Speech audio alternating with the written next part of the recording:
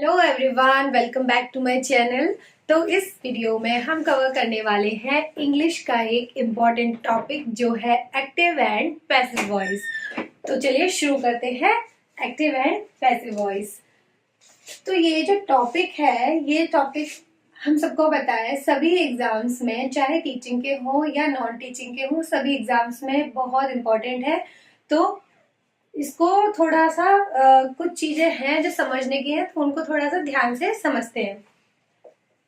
ये मैंने जो दी हुई है, ये क्या है? ये ट्रिक है, ठीक है। तो ये जो ट्रिक है, इसको आपको जब समझ पाएंगे जब आपको टेंसेस के बारे में थोड़ी इंफॉर्मेशन होगी। अगर आपको पता है कि प्रेजेंट इंडेफिनिट टेंस जो है उसमें क्या चीजें रहती हैं, then you can easily understand these things. पर मैं ये मान के चल रही हूँ कि आपको टेंसेस का आइडिया है और फिर उसके बाद आप ये वीडियो देख रहे हैं, ठीक है।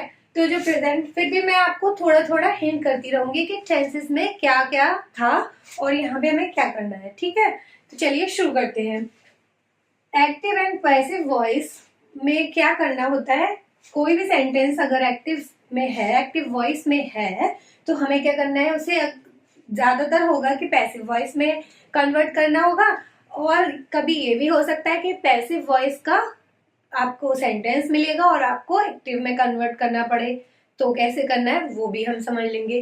तो अक्सर करके तो एक्टिव का पैसिव ही पूछा जाता है।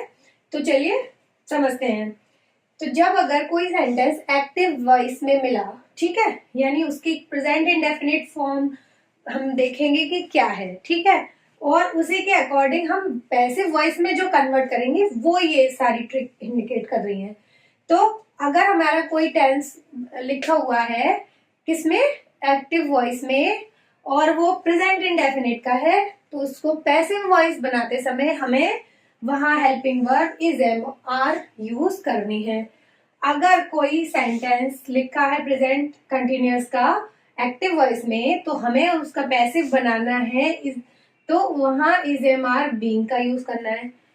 अब इसको मैं थोड़ा सा टेंसेस का भी हिंट कर देती हूँ कि प्रेजेंट इंडेफिनिट में हम क्या यूज करते थे। प्रेजेंट इंडेफिनिट जो टेंस होता है उसमें क्या होता है, उसकी आइडेंटिफिकेशन ये है कि उसके सेंटेंस में अगर हिंदी में लिखा है तो ताहत ये आता था, वो वाला, ठीक है। तो अब हर टेंस के चार टाइप होते हैं। एक होता है अफर्मेटिव, एक होता है नेगेटिव, एक होता है इंटेरोगेटिव, और एक होता है इंटेरोगेटिव प्लस नेगेटिव, राइट। तो अगर कोई आपको अफर्मेटिव का प्रेजेंट इंडेफिनिट का सेंटेंस मिलता है, तो उसमें क्या होगा? सब्जेक्ट होगा, सब्जेक्ट के बाद वर्ब में एस या एस लगी होगी और ऑब्जेक्ट होगा, ठीक है। तो उसको आपने पता कर लिया कि ये है सब्जेक्ट सेंटेंस किसका? प्रेजेंट इंडेफिनिट का। तो आप क्या करने वाले हो उसमें? जब वॉइस चेंज करोगे उसकी, यानी पैसिव में जाओगे, तो वहां देखोगे कि आपकी वर्ब सिंगुलर प्लूरल है क्या है, उसी के अकॉर्डिंग इनमें से कोई एक यूज कर लोगे। चलिए एक एग्जाम्पल भी दूंगी मैं इसका, जिससे आपको और क्लियर हो जाएगा, ठीक है। उसके बाद इसी तरीके से प्रेजेंट इंडेफिनिट हो गया। पास्ट इंडेफिनिट की बात करते हैं। तो पास्ट इंडेफिनिट की आइडेंटिफिकेशन ये होती है कि पास्ट इंडेफिनिट में था थी थी होता है ना। और उसके अलावा अगर उस सेंटेंस में आपका कोई सेंटेंस लिखा है, तो अगर एफर्मेटिव का सेंटेंस होगा तो वहां लिखा होगा सब्जेक्ट प्लस क्या होगा, उसके बाद होगी वर्ब की सेकेंड फॉर्म होगी, है ना, और फिर ऑब्जेक्ट होगा, ठीक है। तो वो आपका अफर्मेटिव का पास्ट इंडेफिनिट का सेंटेंस हो या नेगेटिव का होगा, तो वहां पे क्या होगा? डिड होगा और वर्ब की सेकंड फॉर्म होगी। तो आप वहां पे क्या यूज करेंगे? उस तरह के सेंटेंस को पैसिव वॉइस में चेंज करते समय आप वॉज या वर्ब का यूज करेंगे, ठीक है। इसी तरीके से फ्यूचर इंडेफिनिट का होगा, तो उसमें क्या होगा? आपका विल और शैल यूज हो रहा होगा, है ना, सब्जेक्ट प्लस विल और शैल प्लस आगे उसी तरीके से वर्ब, हेल्पिंग वर्ब हो गई, फिर ऑब्जेक्ट हो जाएगा, है ना।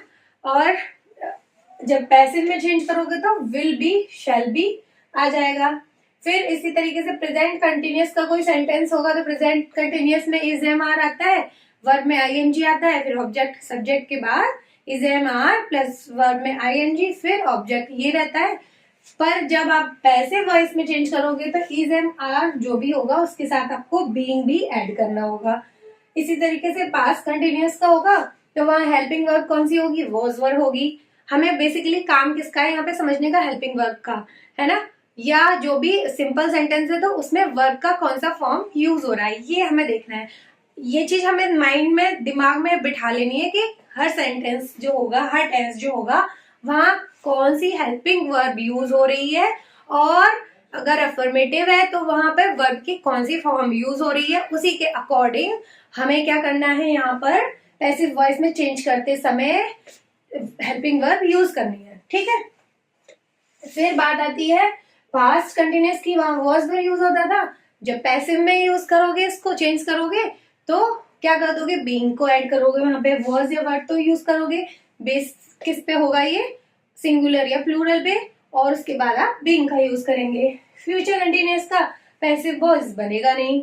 फिर बात करें तो प्रेजेंट परफेक्ट की, उसमें क्या होता है, हेल्पिंग वर्ब हैज और हैव होता है, और जब पैसिव वॉइस में चेंज करेंगे तो हैज और हैव के साथ बीन ऐड करना है। पास्ट परफेक्ट का होगा तो वहां हेल्पिंग वर्ब होगी हैड, और जब आप इसको पैसिव वॉइस में कन्वर्ट करोगे तो हैड के साथ क्या लगेगा, बीन। ओके, इसी तरीके से फ्यूचर परफेक्ट में विल हैव और शैल हैव का यूज होता है, और हम पैसिव में कन्वर्ट करते समय will have been, shall have been का यूज करेंगे, ठीक है। ये तो हमारी हो गई एक ट्रिक जिसको हमें ध्यान रखना है जब हम एक्टिव से पैसिव वॉइस में कन्वर्ट करेंगे। इसके अलावा कुछ छोटे छोटे कह सकते हो आप रूल्स हैं जो हमें अच्छे से ध्यान रखने हैं while converting a sentence of active voice into passive voice. तो वो क्या है, पहली चीज ये है कि always use third form of the verb. जो हेल्पिंग वर्ब का रोल था वो तो इस ट्रिक में है, उसके अलावा कोई भी सेंटेंस होगा आपका, चाहे किसी भी टेंस का होगा, पर हमें जो वर्ब है वो कौन सी हमेशा यूज करनी होगी, पैसिव वॉइस में जाते समय हमें करनी होगी वर्ब की थर्ड फॉर्म। किसकी, वर्ब की थर्ड फॉर्म यूज करनी होगी, ठीक है। क्योंकि एक्टिव वॉइस में क्या होता है, काम हो रहा होता है, एक्शन में होता है। पैसिव वॉइस में क्या होता है, काम किसी और के द्वारा कराया जा रहा होता है, ठीक है। इसलिए अब बात आती है सेकंड रूल की, हेल्पिंग वर्ब जो होगी comes according to the tense. जैसा टेंस होगा, यहाँ टेंस की तो बात है, प्रेजेंट इंडेफिनिट और कंटिन्यूअस और परफेक्ट, ये सब हमारे टेंस है ना, तो इन्हीं टेंस को देखते हुए हमें हेल्पिंग वर्ब चेंज करनी है। हमने जैसे समझ लिया कि प्रेजेंट इंडेफिनिट में क्या होता था, डू डज आता था ना, तो डू डज की जगह हमें अगर ये तो आइडेंटिफिकेशन हो गई कि हमारा डू डज वाला है यानी कि प्रेजेंट इंडेफिनिट है, तो टेंस हमने देखा कि प्रेजेंट इंडेफिनिट है, और जब पैसिव वॉइस करना है तो हमें यहाँ इज एम आर यूज करना है, ठीक है। तो वही चीज ये रूल बोल रहा है कि हेल्पिंग वर्ब जो होगी comes according to the tense, okay. अब तीसरा जो बेसिक बात है कि सब्जेक्ट बन जाता है object and object becomes subject, right. तो ये सबको पता ही है। अब हम ले लेते हैं एग्जाम्पल, ठीक है। एग्जाम्पल है जैसे कि ही राइट्स अ लेटर, ठीक है। मैंने प्रेजेंट इंडेफिनिट का अफर्मेटिव का ही एक एग्जाम्पल लिया है कि he writes a letter, ठीक है। SEIS अफर्मेटिव में होती है वर्ब के साथ ऐड, है ना। तो ये हो गया हमारा प्रेजेंट इंडेफिनिट का अफर्मेटिव या सिंपल सेंटेंस, राइट। तो हमें पता है कि मैंने बोला यहाँ पे सब्जेक्ट का हमेशा ऑब्जेक्ट बनेगा, ऑब्जेक्ट का बनेगा सब्जेक्ट, ठीक है। वर्ब की थर्ड फॉर्म यूज होगी और हेल्पिंग वर्ब टेंस के अकॉर्डिंग चेंज हो जाएगी, ठीक है। अब आइडेंटिफाई करते जाओ आपके सब्जेक्ट, ये क्या है सब्जेक्ट, ये क्या है वर्ब, राइट क्या है होती है, वर्ब होती है, कोई भी एक्शन क्या होती है, वर्ब। उसके बाद ये लिखा हुआ है अ लेटर जो कि है ऑब्जेक्ट, ठीक है। ये हो गया हमारा ऑब्जेक्ट, ठीक है। ये है एक्टिव वॉइस, हम कन्वर्ट करने जा रहे हैं पैसिव वॉइस में, तो हम क्या कर देंगे, सब्जेक्ट का तो ऑब्जेक्ट करेंगे तो ऑब्जेक्ट का सब्जेक्ट बन जाएगा, ठीक है। ऑब्जेक्ट का क्या करना है चेंज, सब्जेक्ट, ठीक है। तो अ लेटर हमारा बन जाएगा, क्या बन जाएगा, अ लेटर बन गया हमारा subject, object become subject while converting active voice into passive voice, okay. उसके बाद यहाँ पे हमारी वर्ब थी किसकी, किस टेंस की थी, हमारी थी प्रेजेंट इंडेफिनिट की, और हमें पता है कि हेल्पिंग वर्ब किस तरह से यूज होगी, टेंस के अकॉर्डिंग यूज होगी।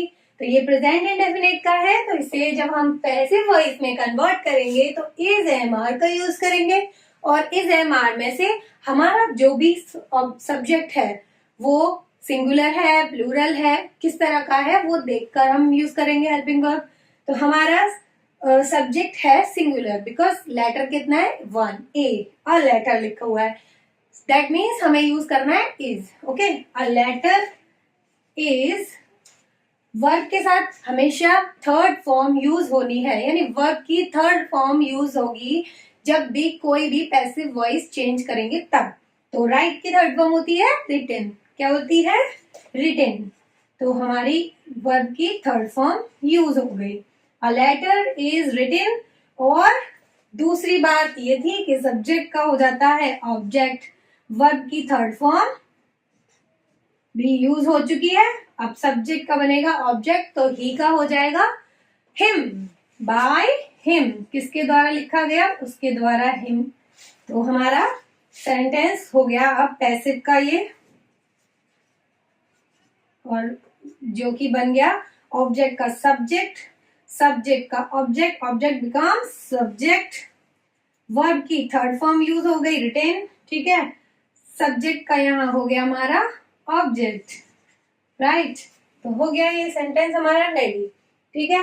एक्टिव एंड पैसिव वॉइस में सिर्फ एक ये ही चीज है जो हमारी हेल्प करने वाली है किसी भी सेंटेंस को पैसिव में कन्वर्ट करते समय, और अगर ये समझ आ गया तो आपकी गलती होने के चांसेस ही नहीं है। वैसे भी इसमें कुछ ज्यादा डिफिकल्ट है ही नहीं, क्योंकि हमें सारी चीजें पहले से टेंस की पता है, इसमें बहुत इजी है। प्रेजेंट कंटिन्यूअस में तो इज एम आर होता है, सबको पता है, बीइंग एक्स्ट्रा है।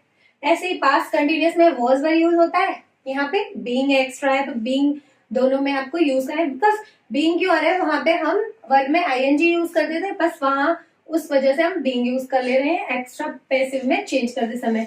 तो कुछ भी एक्स्ट्रा नहीं है कि मतलब ज्यादा याद करना है, ये पहले से ही होता है, बीइंग हो जाएगा, फ्यूचर कंटिन्यूअस बनता नहीं है। इसमें भी कुछ भी नहीं था कि प्रेजेंट इंडेफिनिट का तो मैं बता ही चुकी कि डू या डज होगा तो इज एम आर हो जाएगा। पास्ट इंडेफिनिट का होता है डिड, और या तो आता है वर्ब की सेकेंड फॉर्म, ठीक है। तो ये आइडेंटिफिकेशन है। अब हमें इसका क्या कर देना है, वॉज वर्ब कर देना है, ठीक है। फ्यूचर इंडेफिनिट में विल आता है, शैल आता है, तो बी एक्स्ट्रा में है बस, ठीक है। और यहाँ भी हैज तो रहता ही है, बीन आ जाएगा, यहाँ हैड तो रहता ही है, बीन हो जाएगा। इसी तरीके से विल हैव और शैल हैव तो टेंस में आता ही है, उसके जब पैसिव चेंज करोगे तो बीन हो जाएगा। तो बहुत ही सिंपल तरीके से एक्टिव एंड पैसिव वॉइस आपको समझ आ चुका है। सिर्फ 2-3 बातें ही हैं जो और एक्स्ट्रा में याद रखनी है, वो ये है कि वर्ब की थर्ड फॉर्म यूज होनी है हमेशा, और उसके अलावा हेल्पिंग वर्ब चेंज करनी है किसके अकॉर्डिंग, टेंस के according. So that's it for today. I hope आपको एक्टिव एंड पैसिव वॉइस बहुत इजीली समझ आ जाएगा अब, और हम और भी इसके एग्जाम्पल्स कवर करेंगे in next video. So thank you so much for now.